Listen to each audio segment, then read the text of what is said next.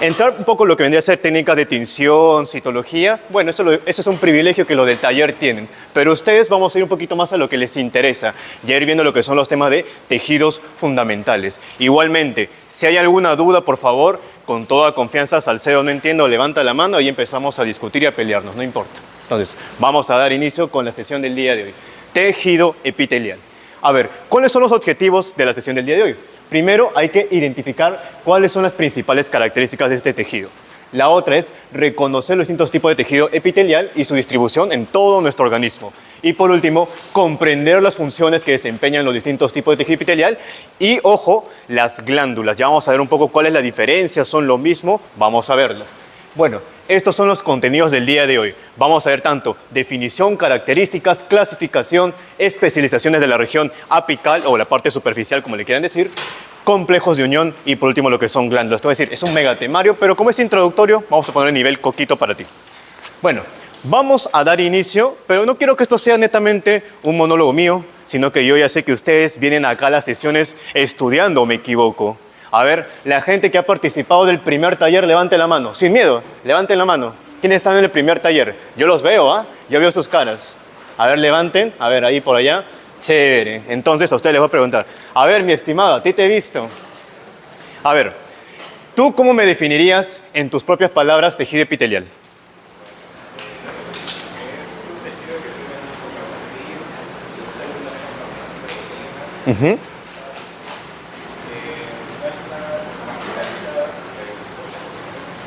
Perfecto, esa es una definición que logra abarcar todas las características que vamos a ver a continuación. Entonces, tejido epitelial, hay algo muy importante que los doctores siempre mencionan al inicio de sus clases, la nomenclatura. Es importante que tú, cuando estudies este tejido fundamental, sepas cómo nombrarlo. ¿Y cómo es? Primero, forma celular. Segundo, número de estratos. Y tercero, especialidad de la superficie apical, que vamos a ver en el tercer punto que hemos visto en los contenidos. Pero vamos a ver un poco la definición para que el término epitelio, tejido epitelial, no te sea muy ajeno. Entonces, tejido epitelial, ojo, y he puesto palabras en rojo para que nunca más en tu vida te vas a olvidar.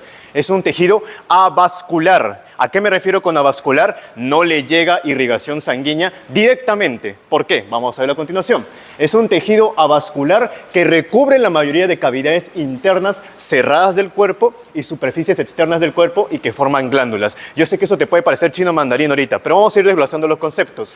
¿A qué me refiero con cavidades cerradas del cuerpo? Por ejemplo, dentro tenemos lo que vendría a ser los pulmones. Recordemos que los pulmones están cubiertos ¿por qué cosa?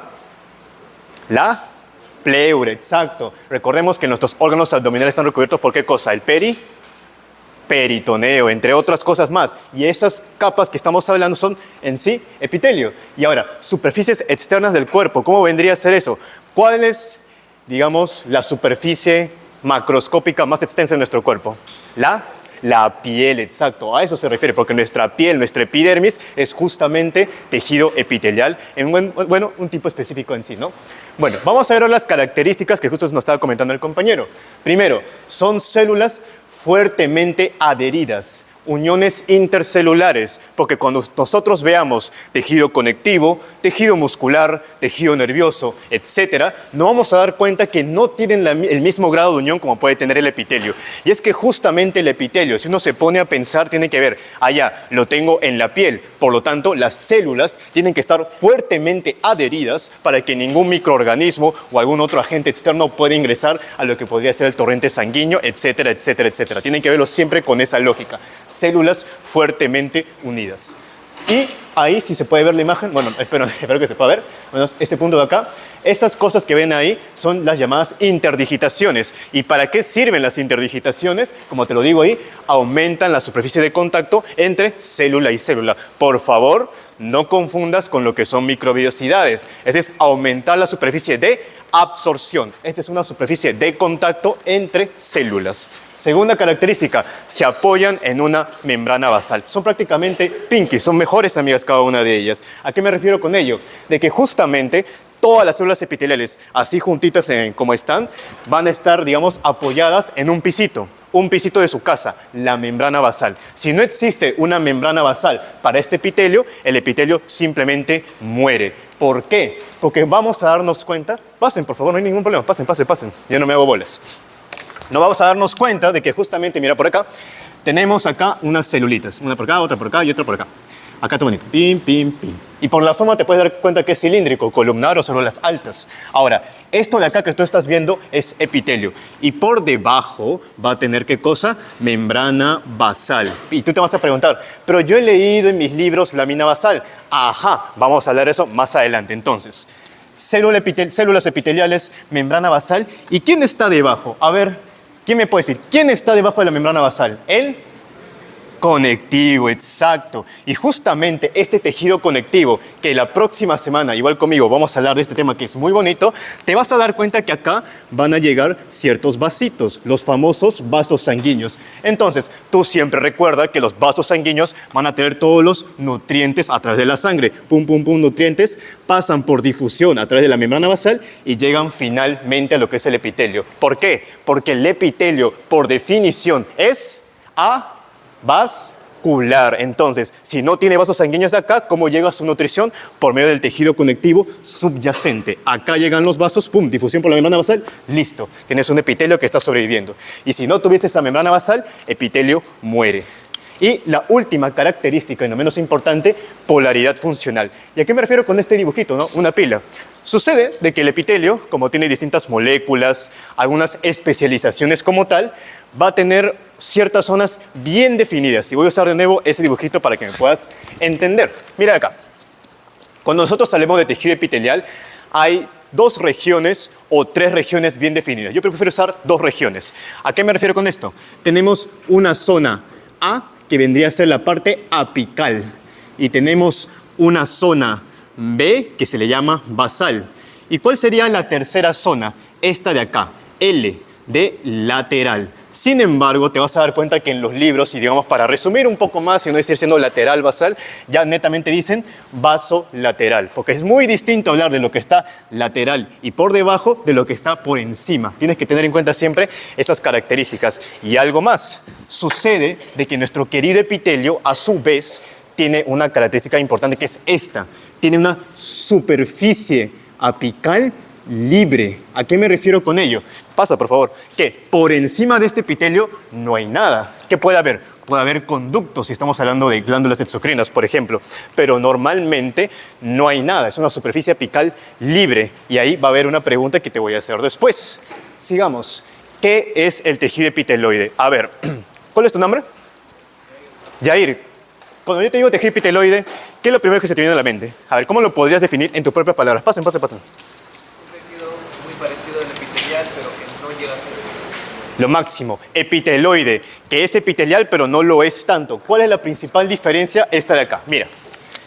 Esto es un tejido epitelial per se, bonito, recién nacido, así. Sin embargo, el tejido epiteloide es más o menos así. 3 celulitas, listo, su núcleo, pero acá llega una cuestión. Voy a dibujar esto con rojito. Esto de acá, chicos, es un vaso sanguíneo. Y ahora, y su membrana basal, para que no me digas nada. El hombre bajo la lluvia, no le dibujas el piso, algo así. La cuestión es que, en este caso, el tejido epiteloide, como su mismo nombre lo dice, parece epitelial, pero no lo es. ¿Por qué? ¿Cuál es la principal característica que te dije? Superficie apical libre. Sin embargo, ¿esta superficie apical es libre o no lo es? No lo es. Entonces es tejido epiteloide. ¿Por qué? Cumple con las 3 características igualmente. Tiene apoyo en membrana basal, fuerte unión intercelular y polaridad funcional. Ahora, ¿cuál es la diferencia? De que justamente como el tejido epitelial tiene muchas funciones, entre ellas la secreción, excreción, etc., no vamos a dar cuenta que los productos de secreción del tejido epiteloide, van a vertirse directamente a ¿qué cosa? El vaso sanguíneo. ¿Y en dónde tú encuentras tejido epiteloide? Ajá, en el sistema endocrino. Recuerda, tienes glándulas endocrinas, no vierten su contenido de manera externa a conductos como puede ser en el caso del tejido epitelial normal, sino que como buen tejido epiteloide, las glándulas endocrinas vierten su contenido directamente a los vasos sanguíneos. Esa es la principal diferencia que tienes que tener en cuenta cuando hablamos de tejido epitelial y tejido epiteloide. Y ahí en la imagen lo puedes ver, ¿no? Mira, luz es una superficie libre. Y por último, bueno, ya no por último, no. Vamos a ir con el siguiente punto. La clasificación. El epitelio lo puedes ver de distintas maneras. A mí la doctora Nancy Rosas, en todo caso, que es una doctora que enseña histología, no sé si seguirá con ustedes este año, ella tiene una clasificación interesante. Hay epitelios de revestimiento y epitelios glandulares, que es justamente una clasificación más o menos funcional. Vamos a ver en este caso por orden, primero los de revestimiento. Y en primer lugar, yo te dije, puedes clasificar al epitelio según el número de estratos, que vendrían a ser 2. Puede ser o bien simple o puede ser bien estratificado. Estratificado hace referencia a que son de 2 a más estratos. A ver, ¿cuál es tu nombre? ¿Qué? Kiara. ¿Es lo mismo estratificado que poliestratificado? Una pregunta capciosa.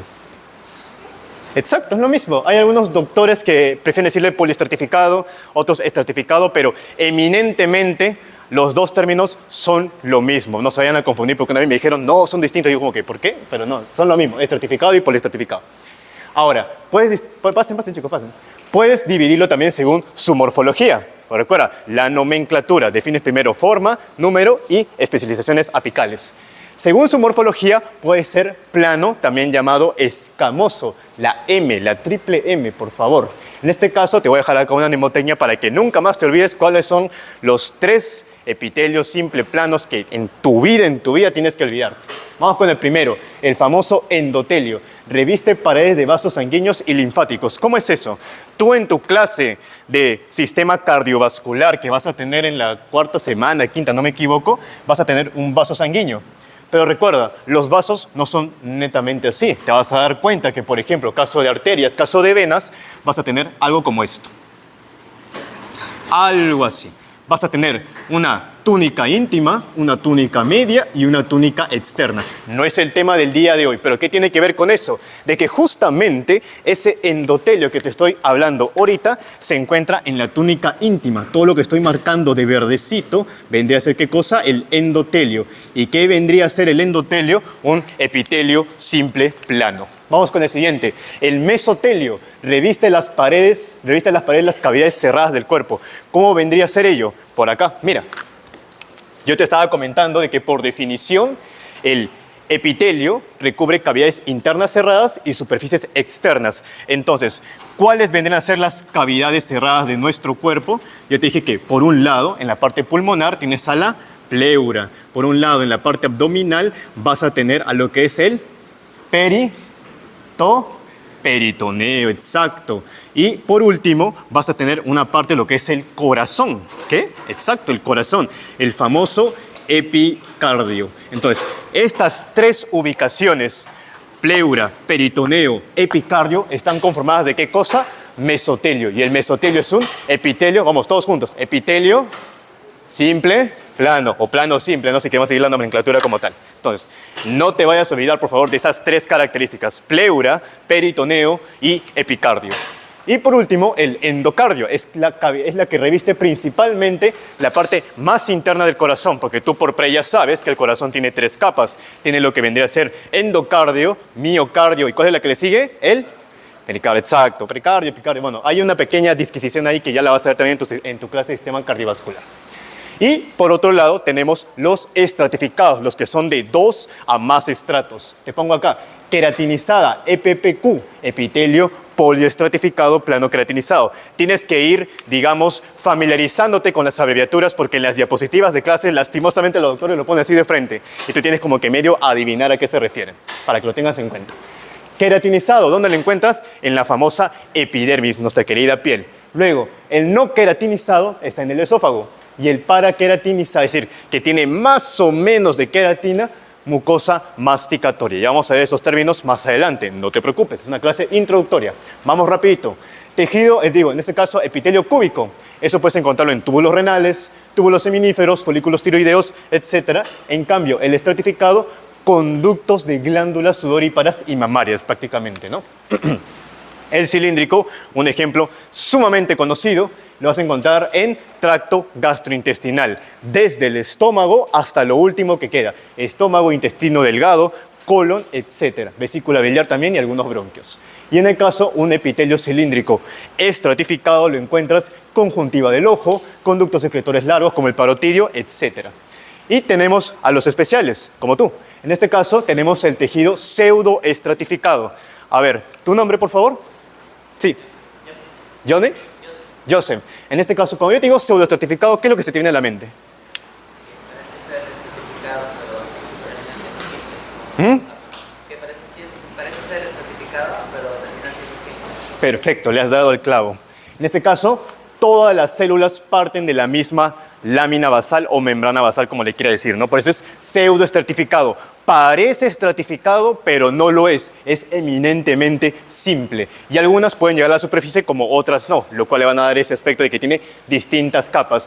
¿Y dónde encuentras el pseudoestratificado? En tu vida, por favor, nunca te olvides, mucosa respiratoria. A los chicos del taller siempre les digo, mucosa respiratoria o en todo caso, epitelio respiratorio para hablar con propiedad, tienes que decir siempre, es un epitelio cilíndrico pseudoestratificado ciliado con células caliciformes. Esa es la definición completita, como le gustan a los doctores. Y por último, tenemos el polimorfo o de transición, que en algunos libros lo vas a encontrar como el urotelio o el uroepitelio. Son prácticamente términos similares. ¿Dónde lo vas a encontrar? En vejiga, la uretra proximal, uréteres, excepto la uretra esponjosa, ya lo verás con los chicos de anatomía, y van a modificar su forma en relación a la fuerza de tensión, lo vamos a ver más adelante. Pero como no quiero que sea netamente teórico, quiero que tú también puedas verlo, ya que en algún momento en tus prácticas vas a tener que observarlo en los microscopios. Ahora vamos a ir en ordencito.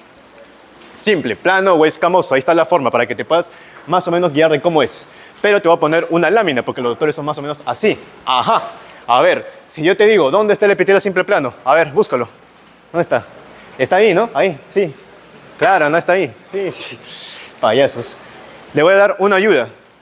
Esta es una cápsula de Bowman y la cápsula de Bowman es un epitelio simple plano. ¿Pero dónde está? Está ahí. Lo de amarillito que estás viendo ahí es la cápsula de Bowman epitelio simple plano. Ah, y por favor, no es que en la microscopía la imagen va a ser netamente igual. Sin embargo, sí logra cumplir lo que son las definiciones. Y eso es lo que me debería decirte un poquito, al menos para que lo tengas ahí en tu cuadernito y lo puedas dibujar.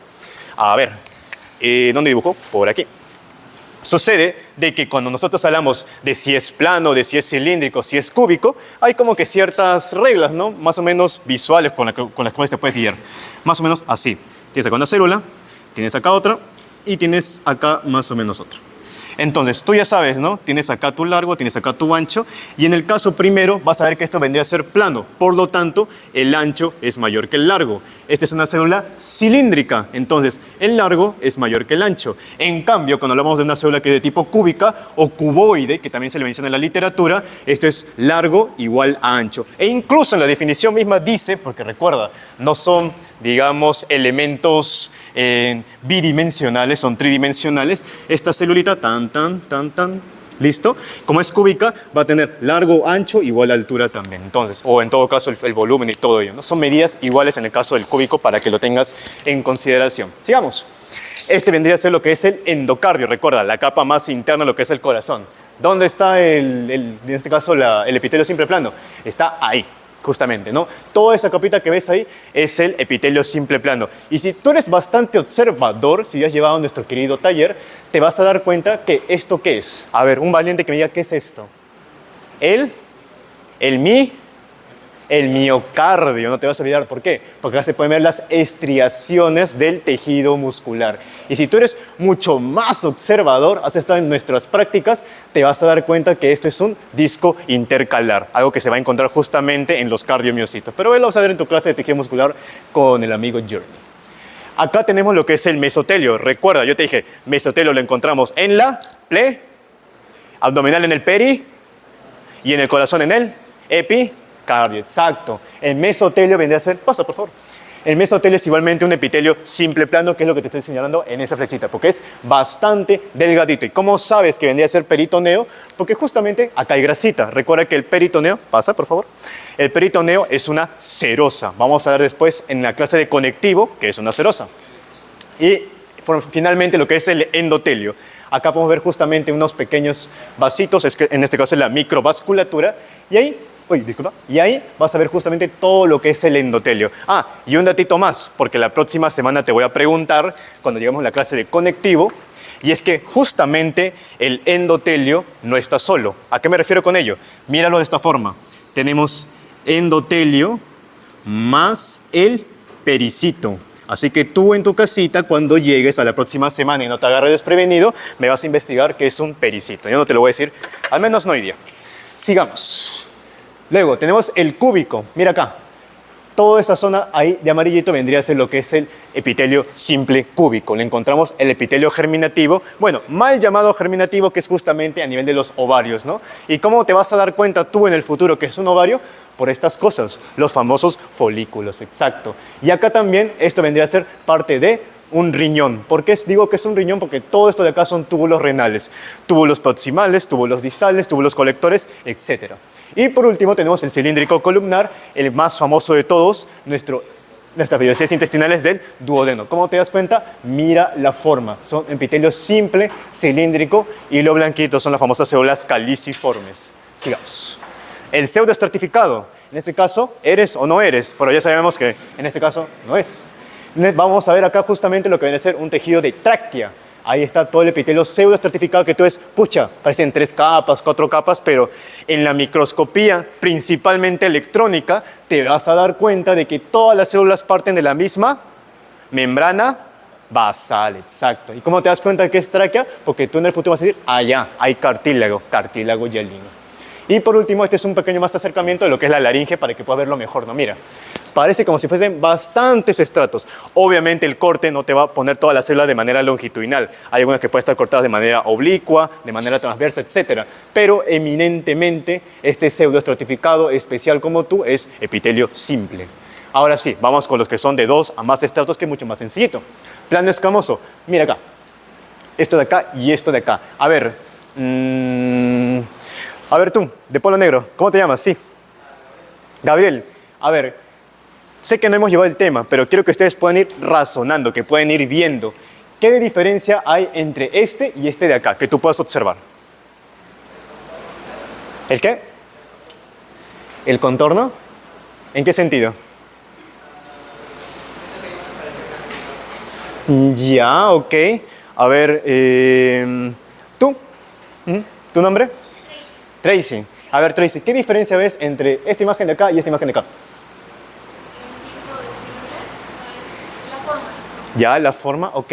A ver, una última oportunidad. Alguien que salve a la 23. Tú, mi estimado. De lente, sí. Ajá, exacto. Ah. Perfecto. Esa es la principal diferencia. Mira esto. Esto de acá no está acá. Entonces, eso te va a dar, digamos, la pista de que, ajá, esta cosa de acá es epidermis y esta cosa de acá es esófago. ¿Por qué? Yo te dije al inicio, epitelios estratificados pueden ser o bien queratinizados o no queratinizados o paraqueratinizados. Normalmente son los dos primeros. ¿Tiene queratina? Ajá, epidermis. ¿No tiene queratina? Ajá, es esófago. La vas a ver posteriormente, no te preocupes. Pero ahí tienes que ser bastante juicioso cuando estés con el microscopio para que te puedas dar cuenta de esas diferencias. Ahora, te dejo acá una pista que siempre te va a ayudar. El epitelio estratificado plano queratinizado, en el Junqueiras, se le dice epitelio seco. En cambio, el que no está queratinizado, el EPPNQ, se le llama epitelio húmedo. ¿Por qué? Por una sencilla razón. Nuestra piel está normalmente seca. Bueno, ahorita en el calor estoy sudando un montón como cerdo. Pero normalmente, como es queratina, prácticamente no acepta como que bastante humedad ni nada de ello. Es bastante impermeable. En cambio, el epitelio que se encuentra dentro del esófago, como está en tracto gastrointestinal, con todo lo que es la saliva, las mucosas, etc., se le llama húmedo, para que lo puedas tener en consideración. Que queratina es afuera del cuerpo, no queratinizado dentro del cuerpo. Para que lo veas de esa forma. Ahora sí, el cúbico es mucho más raro encontrarlo, principalmente lo vemos en sí lo que son los conductos, es un conducto excretor esofágico, y acá pongo la glándula. ¿Por qué? Porque esta glándula va a vertir su contenido aquí. Yo sé que dice, pero está muy alejado, no tiene como que bastante correlación, pero sucede más o menos para que tú te puedas imaginar cómo es normalmente. Acá tienes lo que es la glándula, algo así, y es como que en el corte tú lo ves separado, pero es como que viene algo así, algo así. ¿Ya lo entiendes? Es como una imagen tridimensional, siempre velo de esa forma. El conducto está acá, pero obviamente por el corte, ¡fua!, lo estás viendo solo netamente estas dos partes. Pero en sí hay una conexión entre glándula con su conducto como tal. Entonces, para que no te parezca raro ver esta imagen. Y vamos a ver posteriormente algo similar, conducto excretor esofágico. La misma, en este caso, el mismo razonamiento. Tenemos glándulas, que vamos a ver si son serosas o si son mucosas, que van a vertir su contenido ¿en qué? En un conducto excretor. Y incluso este conducto te puede darte cuenta que está lleno. ¿Por qué? Porque tiene contenido dentro del mismo. Ahora sí, el cilíndrico, para ir acabando, mira acá.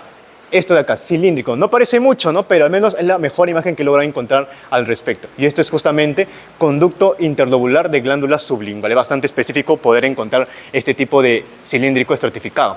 Y acá una imagen mucho más grande para que lo puedas ver. Aquí también, mira. Célula grande y acá sí son dos capas, ¿no? No me digas estratificado, por favor. Este sí es estratificado.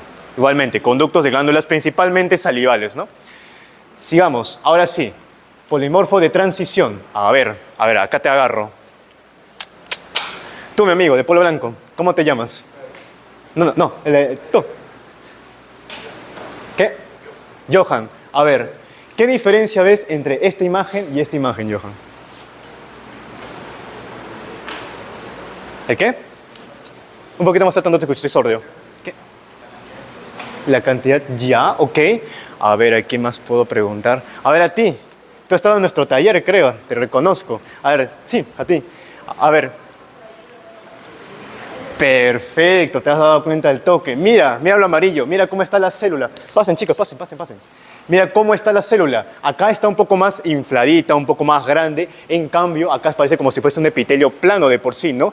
Esta es una de las particularidades que tiene en este caso lo que es el epitelio polimorfo de transición, también llamado urotelio. Conforme la vejiga se va llenando, estas células, llamadas células en paraguas, cupuliformes, etcétera, van a empezar a disminuir su tamaño para poder expandir la vejiga conforme se vaya llenando de orina, ¿no? Y bueno, quería comentarte algo sobre el urotelio, pero sin embargo es un contenido exclusivo del taller. Por favor, chicos. A los chicos que van a estar en el taller el día de mañana, el jueves, les voy a explicar todo esto. Así que, chicos, hay vacantes todavía. Vamos a seguir hablando de especializaciones de la región apical. En este caso, las regiones apicales vamos a tener 3 especializaciones: microvellosidades, estereocilios y cilios. Las microvellosidades se denominan como evaginaciones citoplasmáticas digitiformes. ¿Qué les parece italiano, no? Pero es algo así. Vamos a ver de que justamente nuestras células en su misma membrana, en este caso su citoplasma, va a sacar como que unos deditos, algo así. Esto es digitiforme, parecido a un dedo, ¿no? Estas microvellosidades justamente van a tener cierta medida en específico que, bueno, no entra mucho a jugar, pero es igualmente de 1 a 3 micrómetros, pero la importancia es dónde lo encuentro, porque no todo el epitelio tiene microvellosidades. Principalmente lo vas a ver en enterocitos, es decir, las células que se encuentran en el intestino, un epitelio simple cilíndrico, epitelio de túbulos renales, urotelio y ajá. Un caso interesantísimo es el sincitio trofoblasto, algo que vas a aprender en el tema de primera y segunda semana de desarrollo gestacional. Ya te lo voy a decir en un ratito. Ahora, las microvellosidades, cuando se agrupan de miles, forman la chapa estriada o borde en cepillo. Cuando tienes un montón de bordes en cepillos o chapas estriadas, formas una vellosidad, en este caso una vellosidad intestinal. Ahora, ¿por qué te marco acá el sincitio trofoblasto? Apunta, por favor. El sincitio trofoblasto, sus microvellosidades no forman chapa estriada. Es prácticamente la única estructura cuyas microvellosidades no forman borde en cepillo, chapa estriada, como tú quieras decirle. Ahora acá, un dibujito para que puedas verlo mucho mejor. Entonces, ahí abajo tenemos el citoesqueleto, prácticamente lo que son filamentos de actina, de intermedios, etc.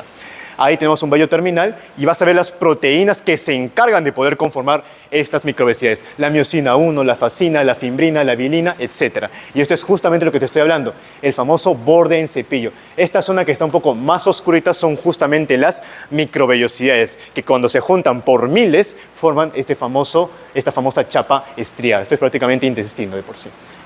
Y por otra parte tenemos lo que son los primos de las microvellosidades, los estereocilos. ¿Cuál es la diferencia? La microvellosidad se mueve. En cambio, el estereocilio es una microvellosidad inmóvil y que también va a estar en algunas ubicaciones en específico. Pero otra diferencia, digamos, pasen chicos, pasen. Otra diferencia principalmente a nivel de tamaño, porque el tamaño acá se importa, es de que estas son mucho más grandes, 120 micrómetros. Es una pregunta que normalmente los pasitos de histología suelen hacer. Y ahora, ¿dónde encuentro esos estereocilios? oído interno, epidídimo y conducto deferente, principalmente órganos reproductivos masculinos y parte de lo que es el oído tanto para mujer como para varón. Y ahí está la imagen, mira, son como que de aspecto un poco más oblicuo. Estos son los famosos estereocilios. Este es un epitelio, a ver, ¿tú qué tipo de epitelio dirías que es? ¿El qué? Cilíndrico. Claro, sería un cilíndrico, ¿no? Principalmente. Pareciese pseudoestratificado hasta en cierto punto, ¿no? Pero es principalmente cilíndrico de por sí, no simple incluso. No hay más de 2 estratos de por sí. Y en sí, la función que cumplen los estereocilios a nivel de lo que es el oído interno es justamente ser un mecanorreceptor sensorial. Apúntalo, por favor. Ahora sí, vamos con mis favoritas, los cilios. Y acá sí, por favor, préstame bastante atención porque le he puesto bastante cariño a hacer esta diapositiva. Los cilios son evaginaciones de la membrana que están compuestas tanto de un axonema y que está organizada en ¿qué cosa? Dobletes de microtúbulos. ¿Cómo es esto? Mira, hay cilios móviles y hay cilios inmóviles. Vamos a ver que los cilios móviles hay cilios motores, 9 más 2. ¿Por qué 9 más 2? Por la conformación de los microtúbulos que están en la parte periférica como los que están en el centro. ¿A qué me refiero con ello? Estos cilios que encuentras tanto a nivel del árbol traqueobronquial, epéndimo, trompas uterinas, etc., tiene esta conformación que estás viendo ahí. Vas a ver justamente lo que son los microtúbulos que están en dupletes, vas a ver también brazos de dineína y los conectores de nexina. Y justamente vas a contar acá, 1, 2, 3, 3 acá, allá, son 9 periféricamente y en el centro son 2 pares, ¿no? Bueno, en todo caso es un par, discúlpame. En este caso, un duplete de microtúbulos. Es justamente esa la conformación numérica, si queremos decir de esa forma, la nomenclatura, cuando estamos hablando de cilios. Por otra parte, tenemos los cilios nodales, que es una conformación 9 más 0. Vas a ver lo mismo, pero sin el duplete que está en el interior. Y estos son importantísimos, ¿por qué? En el tema de lo que vendría a ser la parte de implantación, primera, segunda semana, estos cilios nodales juegan un rol importantísimo con este factor genético, el famoso PITX2. ¿Cómo es esto? A ver, te lo voy a explicar, para que lo entiendas y en tu clase no te agarren desprevenido. Vamos a dibujarte a ti cuando tenías 14 días de nacido, algo así. O digo, 14 días en desarrollo. Esto de acá, chicos, es justamente el disco bilaminar pasando a ser trilaminar. Lo que estás viendo acá es el nodo primitivo. Y esta es la línea primitiva. Entonces, justamente de esta zona del nodo se va a empezar a liberar este factor genético, el PITX2. Pero toda esta zona de acá, lo que viene a ser la línea primitiva, hay células epiteliales. Y como estamos hablando de una estructura embrionaria, son cilios principalmente nodales. Estos cilios nodales se encargan de que el factor PITX2 vaya hacia el lado de la izquierda. En cambio, ¿qué sucedería si por A o B, cosas del destino, esos cilios nodales no funcionasen? Este factor PITX2 no podría ir a la izquierda, se quedaría en la derecha. ¿Y por qué es importante de que este factor esté acá a este lado? Porque justamente PITX2 sirve para determinar la identidad del cuerpo del lado izquierdo, no del lado derecho. ¿Qué quiere decir con ello? Si este amigo no llega al lado izquierdo, todo lo que está acá va a estar en el lado derecho. Y todo lo que está en el lado derecho va a estar en el lado izquierdo. Como que tu cuerpo, tus órganos van a estar al revés. Y esa es una condición que vamos a ver a continuación. Por otra parte, tenemos cilios inmóviles. Pueden ser primarios, que lo encontramos como rol mecanorreceptor principalmente, quinocilios en el epitelio sensorial del oído interno y por último, cilios olfatorios, que son una clasificación un poco más especializada de por sí, ¿no? Esta es la práctica prácticamente la completa, porque normalmente en el ciclo regular con los doctores te explican motor, nodal y primario, para que lo tengas en consideración, pero esos dos más te lo he puesto porque es lo último que se sabe. Y acá, una nota. El axonema se extiende desde el centro organizador de microtúbulos, que está derivado de qué cosa? Lo que son los centriolos. Todo lo que es microtúbulos, todo lo que es tubulina, etcétera, tiene que ver con lo que es la conformación de los cilios. Y acá, el comentario patológico que siempre te digo, porque chicos, en la sesión introductoria yo les dije, en cada curso, incluso mucho más acá en histología y embriología, tienes que tener siempre una correlación clínica.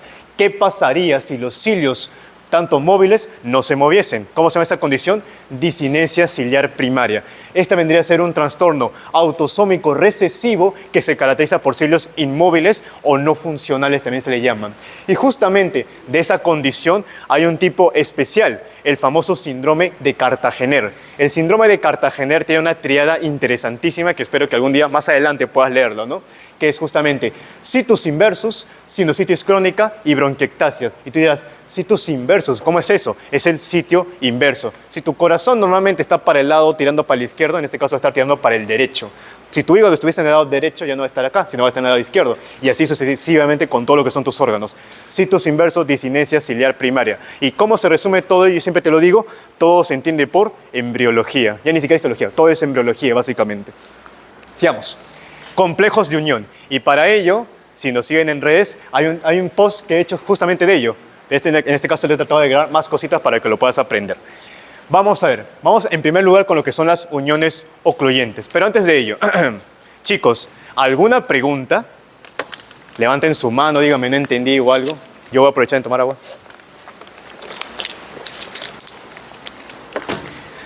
Estoy explicando muy rápido. ¿Quieren que explique más lento? ¿O te gusta rapidito? No sé. ¿Más lento? No sé, dígame, chicos, yo estoy acá para servirles. ¿Estoy bien? Ya, chévere. Entonces sigan conmigo, por favor. Vamos a acabar. Uniones ocluyentes. ¿Cómo es esto? Mira, te voy a dejar acá una mnemoteña. Mi famoso toc, toc, toc. ¿Por qué? Porque con esta mnemoteña vas a sacar todas las proteínas de las uniones ocluyentes. Todo ese cuadrito de acá te lo vas a acordar con esta mnemoteña. ¿Cómo es así? Mira, T de tricelulina. Esta proteína se encarga, o está, en este caso se encuentra, en los puntos de uniones de contacto tricelular. ¿Qué? ¿Cómo que tricelular? ¿Cómo es esto? Si tú me ves dibujo me fue eso, que son dos células. Es más o menos algo así, chicos. A ver, yo no sé dibujar, así que entiéndame, por favor. Algo así. Y algo así. Chamare, allá, así. Bueno, algo así. Ya, entonces, vamos a darnos cuenta que principalmente esto de acá, tin, tin, tin, tin, tin, tin, tin, tin, tin, esto de acá, pum, o algo así, ya, listo. No me salió muy bien, pero no importa. Esto de acá son tres células, una célula A, una célula B y una célula C. Justamente nuestra querida tricelulina son proteínas de uniones ocluyentes que se encuentran acá. Tan, tan, tan, otra por acá, otra por acá, otra por acá, por acá y por acá. Ahora, tú estás diciendo, pero pucha, ¿cómo que punto de unión tricelular si ni siquiera están conectadas? Porque hay otra proteína, la famosa angulina, que se encarga de conectar de esta forma. Por acá, por acá, por acá, por acá y por acá. Y también por acá. Entonces, esto negro de acá es la angulina. Lo rojito es la tricelulina, para que te puedas dar cuenta cómo es la conformación principalmente proteica, ¿no? Recuerda, en histología tú tienes que ver siempre biología molecular, es muy importante. Esa es la famosa tricelulina, puntos de uniones tricelulares. La segunda, la ocludina, la O del TOC, ahí está, ocludina, mantiene la barrera entre las células contiguas. Y por último, la proteína más importante de las uniones ocluyentes, las claudinas, por favor, márcalo ahí con rojo, componente estructural y funcional más vital. Tú le quitas la claudina a la unión ocluyente y prácticamente la célula no puede estar unida de lo que es del todo. Van a ser responsables de formar conductos acuosos entre ambas células, porque recuerda, no es que la unión entre las células sea de manera impermeable, permiten lo que es el paso selectivo de ciertas moléculas o de ciertos iones. Y otras moléculas también puede ser la proteína de SO o de la célula occludens, porque uniones ocluyentes es lo mismo que célula occludens, célula ocluyente, etc. Son los mismos nombres para que lo tengas en consideración. Porque justamente hay tres proteínas ZO, por eso digo TOC, TOC, TOC, 1, 2, 3, 1, 2, 3, ZO prácticamente, ¿no? Para que lo tengas en cuenta. Y por último, pasa por favor. Y por último, ¿por qué están parados? ¿No hay sitio? ¿Qué? Traten de acomodarse, chicos. Me da pena ver las paradas ahí. Yo me voy a demorar todavía, 2 horas tengo para hablar. Acá adelante hay sitio, chicos. Un break hasta que se sienten sus compañeros, por favor. Acomódense, acomódense. Yo voy borrando estas cosas.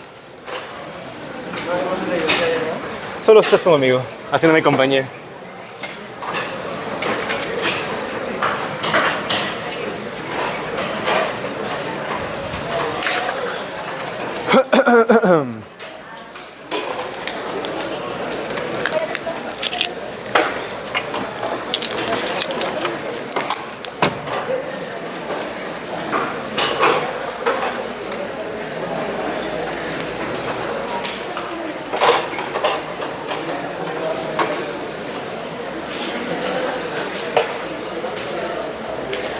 Chicos, tomen foto. Las diapos no las voy a pasar. Me han dicho que no hay espacio en el drive del CEMPE. ¿Qué puedo hacer? Nada, mentira, es broma, es broma, es broma, es broma. Sí las voy a pasar, chicos, sí las voy a pasar. Ya, por acá. Silencio, que el burro va a hablar. En este caso tenemos lo que es la proteína HAM. La proteína HAM se encarga, o en todo caso AM de amperio, amperio electricidad. ¿Por qué? Porque justamente aumenta la resistencia eléctrica de la membrana. Con estas dos mnemotecnias, chicos, tú vas a sacar las 5 proteínas principales que están conformando las uniones ocluyentes. TOC, TOC, TOC, 1, 2, 3. T de tricelulina, O de ocludina, C de claudina. Por favor, no te olvides, la proteína más vital y funcional de este tipo de uniones. La 1, 2, 3 de las 3 proteínas de Sonula occludens. Y por último, HAM. AM de amperio, electricidad, resistencia eléctrica de la membrana. Último comentario, por favor. Las uniones ocluyentes son la principal barrera fisiológica de difusión intercelular. Es una vía entre células, paracelular, paralelas, y permite generar la polaridad celular, que es lo que te estaba comentando. Región apical y vasolateral bien diferenciadas. Sigamos. Vamos con esta que es un poco, y acá sí voy a hacer un comentario, chicos. Cuando se habla de uniones adherentes, casi 70% de los libros tienen nomenclaturas muy distintas. Unos hablan de desmosomas, otros hablan de mácula adherente, sonula adherente, etc. Yo lo estoy haciendo en base a algunos artículos que te estoy dejando igualmente en las diapositivas para que puedas leer, y también material de la diapositiva de los doctores para que te puedas guiar más o menos. Y el Kiersman, lean el Kiersman, es bien bonito. Entonces, tenemos zónulas adherentes o desmosomas en cinturón, y tenemos mácula adherente, también llamado punto de unión. Vamos con las primeras. La zónula adherente es todo esto que estás viendo acá, conformado principalmente de ¿qué cosa? Caderinas, como la desmocolina y la desmogleína. ¿Cuál es lo principal que tienes que acordarte de esto? Su importancia clínica. Tú vas a ver curso de fisiopatología, curso de medicina interna, cuando estés llevando ese ciclo, o ese año, mejor dicho. En la parte dermatológica hay enfermedades llamadas los pénfigos.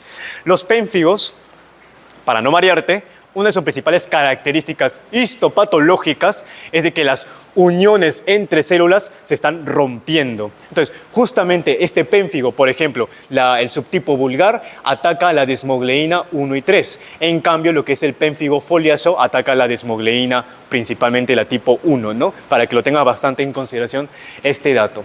Y por otra parte tenemos lo que es la mácula adherente. Y la mácula adherente va a tener dos zonas bastante, digamos, determinadas. Primero, letra A, mira esto de acá, son placas que contienen la desmogleína, placoglobina y placofilina. Y la zona B, filamentos intermedios. Porque recuerda, para que dos células puedan estar unidas, tienen que estar unidas hasta los huesos. Es decir, su citoesqueleto tiene que estar por medio prácticamente en las uniones ocluyentes, principalmente en las uniones adherentes también. Y en la parte de la zona basal, incluso lo vamos a ver a continuación. Y acá otro comentario que te quiero dejar. Cuando veas el tema de tejido, disculpen, de sistema tegumentario, que bueno, no están en los introductorios, pero es bastante sencillo de leer, te vas a dar cuenta que la desmogleína 1 predomina en la capa espinosa y la desmogleína 3 predomina en las capas basal y espinosa. ¿Y qué tiene que ver con esto? Por justamente lo que te estoy diciendo acá. Es decir, el pénfigo vulgar, como ataca principalmente 1 y 3, ataca más al 3 en realidad. Entonces, ¿a qué zonas está afectando? Capa basal y capa espinosa. El pénfigo foliáceo, como ataca a la desmogleína 1, afecta principalmente a la espinosa de por sí, ¿no? Para que lo tenga bastante en consideración y pueda hacer el correlato clínico cuando lleves de por sí el curso de medicina interna, dermatología o en fisiopatología en realidad, ¿no? Otro tipo de uniones adherentes son las adhesiones vocales, que en sí, como están conformadas de proteínas integrinas, va a tener una función principalmente de percepción y transducción de señales, convertir estímulos físicos a estímulos químicos como tal. Y los hemidesmosomas, algo que tú en la prensa has escuchado bastante. Mira este gráfico de acá, por favor, para que te guíes. El hemidesmosoma es básicamente esto. Tenemos filamentos intermedios de queratina, tenemos igualmente placa interna, placa externa, y eso que conforma el hemidesmosoma. Y abajito tienes una lámina lúcida y una lámina densa que conforma la lámina basal. Yo sé que te estoy mareando con membrana basal, lámina basal, etcétera, pero las siguientes diapositivas hay específicamente la diferenciación de dos términos que normalmente se utilizan de manera indiscriminada en realidad, ¿no? La membrana plasmática, filamentos de anclaje, etc. Ahora, los hemidesmosomas hay de dos tipos, pero tú solo tienes que acordarte lo que pongo ahí en rojito. ¿Cuáles son las proteínas que conforman los hemidesmosomas? Principalmente integrinas, la alfa 6 beta 4, los antígenos de pénfigo bulloso, es decir, B230 y BP180. Con que sepas estas proteínas, listo, ya. No tienes que aprenderte todo lo que está ahí. Solo te estoy dejando como un extra para que puedas leer si es que te interesa. Y por último, mis favoritas, las uniones comunicantes. Estas uniones comunicantes van a permitir el paso de iones y de ciertas moléculas como puede ser el AMP cíclico. Están conformadas en este caso, o conforman, mejor dicho, un canal intercelular de tipo hidrófilo. Mira la conformación, es bastante curiosa. Empecemos.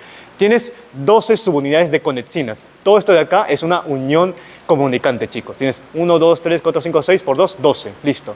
Cada una son conexones, son 6 subunidades. Y estas 12 forman, ¿qué cosa? Una unión comunicante. ¿Y por qué tienes que saber esto? Porque justamente, por ejemplo, hay células, las que hemos visto pues, cuando te estaba hablando de endocardio, que son estas así, vamos así, pam, pam, algo así, como pantaloncitos, algo así. Entonces acá, whoop, whoop. Sus extracciones, como tú quieras decirlo. Y acá hay algo interesante, tin, tin, tin, tin, tin, tin. Cuando tú veas la parte del sistema cardiovascular, principalmente lo que es el corazón, esto de acá es, o mejor dicho, estamos en miocardio. Recuerda que en el miocardio están los cardiomiocitos y estas células musculares cardíacas están conectadas por medio de ¿qué cosa? Yo te lo dije, los discos intercalares, exacto. ¿Y por qué estos discos intercalares son importantes? Porque justamente ahí, chicos, y de verde, para que lo puedas ver con la diapositiva, en esos discos intercalares están las uniones comunicantes, también llamadas uniones gap. Por si acaso. Las uniones gap, uniones comunicantes, se encuentran en los discos intercalares de los cardiomiocitos. Hay una aplicación directamente que no solo se ciñe directamente a lo que es el epitelio, ¿no? Pero para que lo puedas conocer de por sí. Sigamos. Ahora sí, si no has entendido nada, esta es tu última oportunidad. Complejos de unión o complejos de unión intercelular, como quiere decirlo. Tenemos uniones adherentes. Hemos visto que son 4 tipos. La primera, unión adherente per se, conectada al citoesqueleto, ya sabes, proteínas caderinas, proteínas cateninas, etc. Mácula adherente o punto de unión, también llamado, igualmente, conectada al citoesqueleto y está conformada por caderinas, desmogleínas y desmocolina. En cambio, tenemos las adhesiones focales y los hemidesmosomas que están más en la zona basal, en la parte de lo que es el piso. Adhesión focal, igualmente las integrinas que te estaba comentando, y los hemidesmosomas, las BPs, no te olvides, 230 y 180, y esta proteína integrina, la alfa 6 beta 4. No te vayas a olvidar esos datos porque eso preguntan en los exámenes de histología. Y uniones ocluyentes, igualmente, el TOC, TOC, TOC, TOC, 1, 2, 3, ¿te acuerdas? T de tricelulina, la O de ocludina, la C de claudina, y 3 porque son las proteínas de sonula o Cludens, no te olvides de eso, sonula o Cludens 1, 2, 3. Y por último el HAM, amperio, es decir, resistencia a la electricidad. Uniones comunicantes, canales intercelulares conectados por conexinas. 12 subunidades forman un conexón, que es justamente 2 conexones, disculpen, que van a formar unión comunicante, unión gap. Es lo mismo, chicos. Sigamos. Membrana basal. Ahora sí vamos a desmentir si es lámina, es membrana o qué cosa es. Mira acá. Primero, la función de la membrana basal es de compartimentalización. Y esa palabra bien rara, ¿de dónde viene? De acá, mira. Tenemos igualmente acá una célula. Bueno, ha sido medio raro, no importa. Tenemos esta célula epitelial. Tiene su membrana basal. ¿Y qué te dije que está bajo el tejido? El tejido conectivo, el TC. Entonces, existe compartimentalización porque esta membrana basal divide 2 zonas altamente diferenciadas. Una cosa es hablar de tejido conectivo, otra cosa es hablar de tejido epitelial. Estos dos, en la medida de lo posible o en todos los casos, no pueden estar conectadas directamente. ¿Por qué? Porque eso puede llevar a ciertos problemas, ciertas patologías que te voy a comentar ya en tu clase de tejido conectivo, pero te voy a ir, digamos, adelantando. Sucede de que el tejido epitelial se encarga de formar, por ejemplo, algunas barreras principalmente, ¿no? Algunas barreras, entre ellas la barrera hematonerviosa en algunos casos, bueno, mejor dicho, barrera hematorretiniana, mejor dicho, la hematonerviosa también, hematotesticular, entre otras, ¿no? Entonces, si no existiese esta membrana basal que digamos, separe tejido epitelial de tejido conectivo, recordaremos que en el tejido conectivo se encuentra el sistema inmunitario, como una parte del tejido conectivo especializado. Y el tejido epitelial para el tejido conectivo es un extraño. O sea, en algunas zonas del cuerpo no lo reconoce. Es decir, si este amigo sabe que este existe de alguna u otra forma, entonces decir, yo no te conozco, ¿qué hago? Te ataco. Esas son las famosas enfermedades autoinmunes. Tu cuerpo ataca lo que es conocido, pero lastimosamente hay un error justamente ahí en la inmunidad que logra degenerar este tipo de órganos, ¿no? Eso ya lo vamos a ver en la clase de tejido conectivo, que es bastante chévere. Ahora sí, mira esta lámina, lo que acabo de dibujar. Célula epitelial, membrana celular.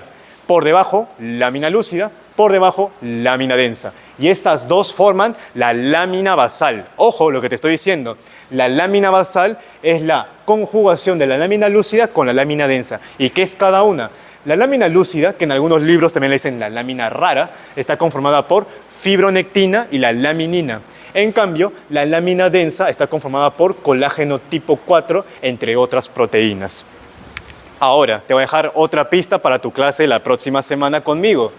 Tú, cuando yo te diga los números 4, 6 y 7, tú ya tienes que saber a qué me refiero. Yo te lo dejo acá nomás. Ya los chicos del taller ya saben cuando digo 4, 6, 7, a qué me refiero. Entonces, te lo dejo para que lo sigas estudiando. Lo siguiente que vemos es la lámina reticular o lámina reticularis, que es lo mismo justamente. Entonces, esta lámina reticular está conformada o fabricada, mejor dicho, por tejido conectivo.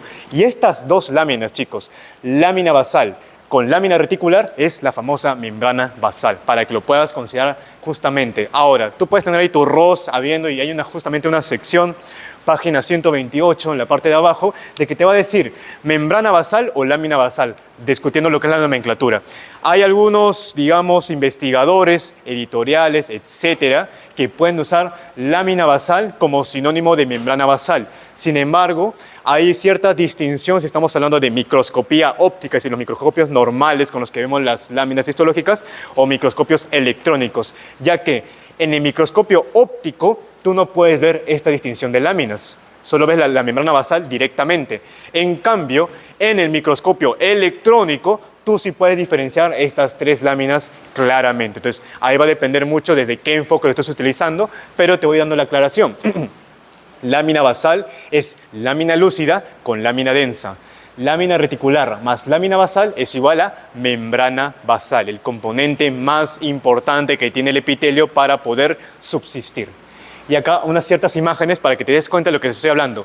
Esto es microscopía óptica, hematoxilina eosina. Te vas a dar cuenta que en este epitelio respiratorio, es decir, un epitelio pseudoestratificado, cilíndrico, ciliado con células caliciformes, va a estar apoyado en esta cosa. Mira esto rosadito. Esto de acá es la membrana basal que tiene el epitelio respiratorio. Y acá está mucho mejor. Acá hay una tinción que se llama el ácido periódico de Schiff. Esta tinción PAS se encarga de fijar a lo que son las glucoproteínas. Entonces, va a tener netamente estructuras que tiene glucoproteínas. Entre ellas tienes acá el colágeno, por eso. Como hay colágeno tipo 4 en la membrana basal, la tiñe. Mira, esto es epitelio y lo que estás viendo acá un poquito más oscurito es justamente la membrana basal, gracias a esta técnica histológica, ácido periódico de Schiff. Ahora sí, vamos con el último punto de la sesión del día de hoy. Vamos a hablar de glándulas. Las glándulas, para que ya lo puedas entender, es tejido epitelial. Cuando te digas glándulas, tú piensas, esto es tejido epitelial. No existe glándula muscular, ni glándula conectiva, ni glándula nerviosa. No, eso no existe. Es un tejido epitelial eminentemente. Entonces, es una célula o grupo de células epiteliales que producen una secreción. Ahora, la glándula tiene cierta conformación como tal. Si son principalmente multicelulares, vas a ver justamente una zona que es el famoso acino, que también se le dice el adenómero, por si acaso. Es ahí donde se va a hacer justamente la síntesis y secreción de productos. Ahora, la clasificación puede ir variando según el enfoque que le quieras dar. Por ejemplo, si vamos a hablar de su localización, hay glándulas intraepiteliales, como pueden ser las Glovet cells, las famosas células caliciformes, y lo puedes ver acá, mira. Glovet cell, esta célula que está en blanco, no es un tejido adiposo, por favor, si son cosas distintas. Esta célula que ves en blanco son justamente células caliciformes. La célula caliciforme es una glándula. Es una glándula unicelular, porque hay glándulas multicelulares. Y hay glándulas también extraepiteliales, que se originan del epitelio y que son capaces de formar qué cosa, o en todo caso, migrar al tejido conectivo. Y justamente tú puedes encontrar también su zona de lo que es el adenómero y todo ello, ¿no? Este ejemplo de acá es una cripta gástrica. Cuando veas el tema del sistema digestivo, te vas a dar cuenta que las foveas, criptas gástricas, son nada más ni menos que glándulas. Y por otra parte, puedes clasificarlas según su lugar de secreción, exocrina, endocrina mixta, según su producto, serosa, mucosa mixta, y según su proceso de secreción, holocrina, apocrina o merocrina. Entonces, no sé, tómale foto. Igual las